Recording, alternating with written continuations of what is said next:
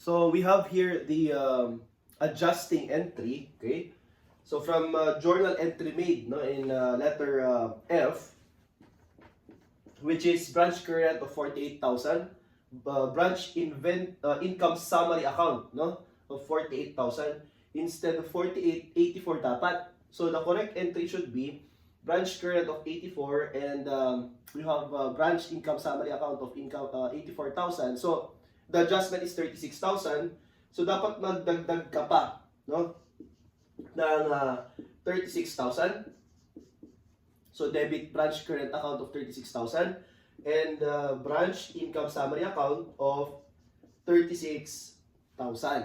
So dahil dito, mag-debit ka naman dito ng for letter F amounting to 36,000. So ganyan po, no?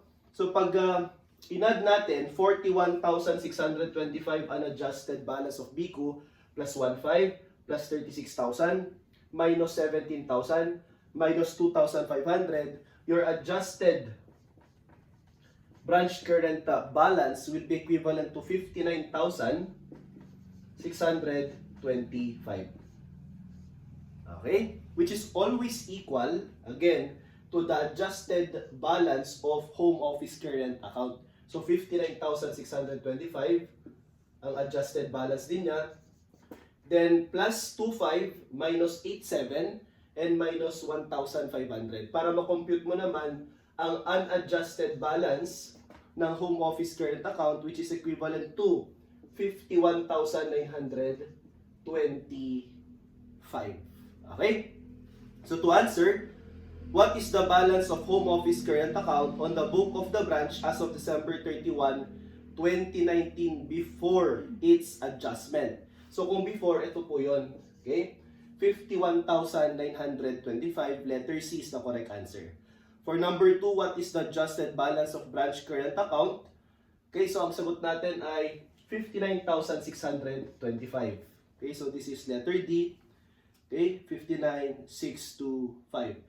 Pero pwede yung tanongin class ay net adjustment. So what is the net adjustment for home office current account and branch current account? So pag ganyan class, all you have to do is just to deduct, okay, yung adjusted from unadjusted. So 59,625 minus 41,625. So ang net natin dito ay 18,000. Pero yung 18,000 na yan ay pang branch current. Dito naman, ganun din. Okay? From 1,925 na dagdagan at naging 59,625, we have here 7,700. Okay? Pero syempre ito, credit. Net credit kasi nadagdagan. Ito naman ay net debit. Nadagdagan din naman siya. Kung ayaw nyo ng ganyan, pwede namang yung pinaka-adjustment ang, okay, i-add na lang ninyo. So 1,500 plus 36 minus 17 minus 2,500, 18,000 din naman. Or 87 plus 1,500 minus 2,500, 77 din naman.